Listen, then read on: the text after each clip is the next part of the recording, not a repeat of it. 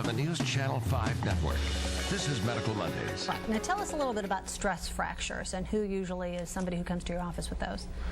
So stress fractures are essentially just overutilization of a bone to the point where you've overloaded it to the point where it can no longer withstand the forces that it's seeing. And we see different types of stress fractures different times of the year. So January and February is probably when we see most of our stress fractures because everybody knows that the Music City Marathon is coming up in April. Yeah, that's true. Everybody decides they're going to start training. Everybody has their New Year's resolutions. So starting January and February, people start running quite a bit, maybe after they haven't run in some period of time.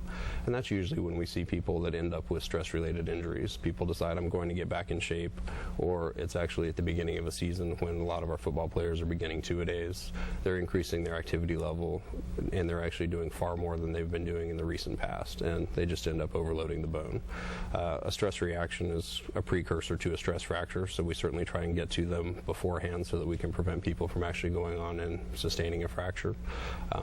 But it's kind of a whole gamut of injuries. All right, stress fracture, though, seems like it might be a little bit more painful than your typical strain or sprain. Am I right in saying that? It is, yes. Yeah. Typically, you get to the point where you just can't bear weight on the joint. Sure. So a lot of times during two-a-days when kids are starting to run, or oftentimes actually with military recruits, you know, all the high school kids are in great shape, but then they go off to the military and they thought they were in good shape until they get there.